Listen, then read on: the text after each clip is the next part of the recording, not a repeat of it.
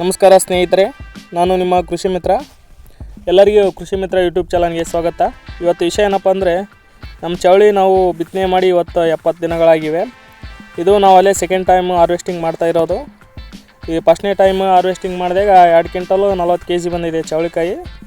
ಇವಾಗ ನೋಡಿ ಚೆನ್ನಾಗಿದೆ. ಇವಾಗ ಒಂದು 6 ರಿಂದ 7 ಬಟ್ರ ಆಗ್ಬೋದು ಅಂತ ಅನ್ನಿಸ್ತಿದೆ ನಮ್ಮ ನಿರೀಕ್ಷೆ. ನೋಡಿ, ಈಗ ಲೇಬರ್ ಬಂದಿದ್ದಾರೆ. ಇದನ್ನು ಅರಿಯಲು ಒಂದು 14 ರಿಂದ 15 ಮಂದಿ ಲೇಬರ್ ಬೇಕು, ಒಂದು 5 ಕ್ವಿಂಟಲ್ ಚವಳಿ ಅರಿಬೇಕಂದ್ರೆ. ಈಗ ನೋಡಿರಿ, ಗಿಡ ಚೆನ್ನಾಗಿದೆ. ಒಂದು ಅಲ್ಲೊಂದಿಷ್ಟು ಇಲ್ಲೊಂದಿಷ್ಟು ಗಿಡಗಳಾಗಿ ಸಾಯ್ತಾ ಇದ್ದಾವೆ. ಏಕಪ್ಪ ಅಂದರೆ ಈ ಗೊಣ್ಣೆ ಹುಳುಗಳ ಕಾಟ ಹೆಚ್ಚಾಗಿದೆ ಇವಕ್ಕೆ, ಹಾಗಾಗಿ ಗಿಡ ಸ್ವಲ್ಪ ಸಾಯ್ತಾ ಇವೆ.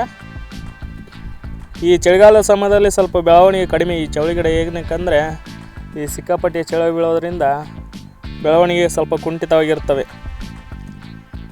ಇನ್ನೇನಪ್ಪ ಅಂದರೆ, ನಾವು ಈ ಚವಳಿಯನ್ನು ಎಲ್ಲ ಲೇಬರ್ ಪುಟ ಅರಿಸಿ ಎಲ್ಲ ಸಾಯಂಕಾಲ ಹೊತ್ತಿಗೆ ತುಂಬಿಕೊಂಡು ನಾವು ಇವನ್ನ ಮಾರ್ಕೆಟಿಗೆ ಬಂದು ಹುಬ್ಳಿಗೆ ಹೋಗ್ತೀವಿ. ಮತ್ತು ಹಂಗೆ ಒಂದಿಷ್ಟು ಸಾವಿರಕಾಯಿ ತೋರಿಸಿದ್ನಲ್ಲ ಮೊನ್ನೆ, ಇವತ್ತೆಲ್ಲ ಕಟಿಂಗ್ ಮಾಡಿದ್ದೀವಿ. ಒಂದು 20 ಬ್ಯಾಗ್ ಆಗಿವೆ. ಅವನ್ನೆಲ್ಲ ತಗೊಂಡು ಹುಬ್ಳಿಗೆ ಹೋಗ್ತೀವಿ. ಹುಬ್ಳಿಗೆ ಅಂದರೆ ನಾವು ಇಲ್ಲಿದ್ದ ನಮ್ಮ ನಿಯರೆಸ್ಟ್ NHಗೆ ಅಲ್ಲಿಂದ ಬರೋ ಟ್ರಕ್ಗೆ ಹಾಕ್ಕೊಂಡು ನಾವು ಹುಬ್ಳಿ ಮಾರ್ಕೆಟ್ಗೆ ಹೋಗ್ತೀವಿ.